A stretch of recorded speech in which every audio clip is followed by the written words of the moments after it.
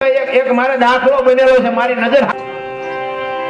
એક ભાઈનું બૈરું છે ને હોશિયાર, ખૂબ શાંતિ સુખી છે અને રૂપાળું વ્યવસ્થિત કામકાજમાં બધે વાદે. આ ભાઈ ખેડૂત,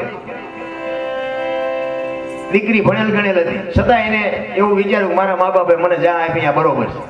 એમાં એ ખેતી કરીને આવે ને, બપોરે ખેતી કરીને આવે એટલે આ બેન ને તો શું હોય બીજું, રસોઈ બસોઈ બનાવીને તૈયાર રાખે. એમાં ઘરમાં કઈક પાપડ પડ્યા છે ને, એટલે એને પાપડ શેક્યા. એમ કે પાપડ પડ્યા છે શું, એમ કે મારા ઘરવાળા ખાય છે ને એકાદ બે હું ખાઈશ. એ પાપડ શેક્યા અને બપોરે ભાઈ આવ્યા ને જમવા, એટલે આમ થાળી પીરસી ને એમાં બે પાપડ મૂક્યા. હવે આને જો આ મૂંગો મરે તો કઈ વાંધો હોય નહીં, આમાં લખણા હોય ને એ જ એમના મરે છે. એની વહુ ને શું કે ખબર, એ કે આ પાપડ ભાંગી દે. એની બે એના ઘરવાળાએ કીધું, એ કે ભાઈ એક પાપડ નથી ભાંગી શકતા. એ કે ના, તું મારું બૈરું છો ને, હું તારો ધણી છું, ભાંગી દે. અને ભાઈ એ વટે હોય ગયો, બે ને વટે હોય ગયું. એ કે ભાંગવું હોય ભાંગો, ન ભાંગો કઈ નથી ભાંગી દેવો. એ કે તું મારું બૈરું, કે બૈરું છું એક વખત નહીં 17 વખત. ભાઈ કે પાપડ ભાંગવા નથી. બાપુ એ પાપડમાં ઘર ભાંગી ગયું, પાપડ ન ભાંગ્યું. અને હકીકત ની વાત કરું છું, સત્ય. કારણ કે તમારે પાકું કરવું હોય તો હવાર મને ભેગા થઈ જાય, જાહેરમાં ન કોઈનું બોલાય.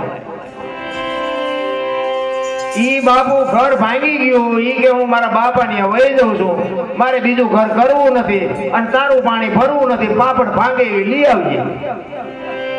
એ રખડે હજી ધોયેલ મૂળા જેવા. હવે ઘણા કે ઓલો આવે, ઓલી દીકરી આવે. બાપુ રાવણ લંકાપતિ, રાવણ જેવો રાવણ આખી દુનિયાનું નથી માન્યો. મંદોદરી કે ને એટલે બાપુ આમ ગદબ પાસે બકરું બેહી જતો. રાવણ જેવા જો માનતા હોય ને તો આપણે માની લેવાય. માંડ એક વખત મેળ પડ્યો હોય ને એમાંથી સટકવી તો આપણો પારે નહીં આવે. જેટલા એમ નામ રખડે, પહેલી વખત નો મેળ ન થયો. મારો એક ભાઈ બંધ છે, મને કે મારી ભાઈ રોવા મળ્યો. મને કે મારે કે 2 વખત લગન થયા કે હું થયો નહીં. એટલે મેં કીધું અમારા તો બજાર જ બગડી ગયા હતા. માંડ એક વખત મેળ આવ્યો, તારે 2 વખત નો મેળ. મેં કીધું થયું શું કહેતો કરો. ઈ કે એક કે પેલું ઘર કર્યું ને, ઈ કે ઘરાણું ને લુગડા ને પૈસા ને બધું લઈને જઈને હજી કે પત્તો જ નથી. તમે કોઈ બીજી માં સારું કે આ જાતી નથી તો મેં કીધું હવે તારા ભાઈ, હવે આ તમે જોવો તો આ શું કરવાનું.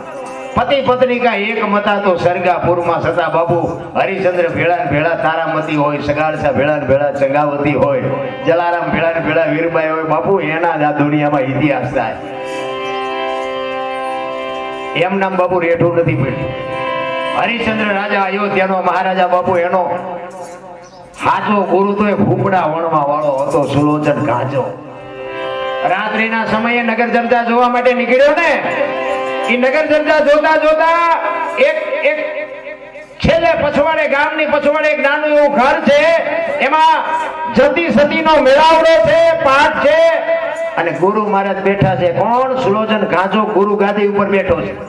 બાપુ સનાતન ધર્મની વાતો કોની પાસે જઈને કરી. મને એમ થાય કે બાપુ આટલું કહેવા છતાં હજી મારી પર ટીપું કાં નથી પડતું. હું તો ના પાડું છું કે આવા ખોટા ભાડા ભરીને અહીંયા હોય જ નહીં. ખોટી વાત છે, કોઈ ફાયદો જ નથી. અને મૂંઝવતું હોય તો બાપુ તો બધી વાત કરે છે કે તમે મારી પાસે કઈક માગો, કઈક પૂછો. તમને મૂંઝવતી હોય, તકલીફ હોય તો મને કયો. પણ કોઈ ફાટતું નથી. આપણે એમ થાય કે આ તો બધા વૈરાગમાં રંગાઈ ગયા, ખબર નથી પડતી, પૂછતા નથી.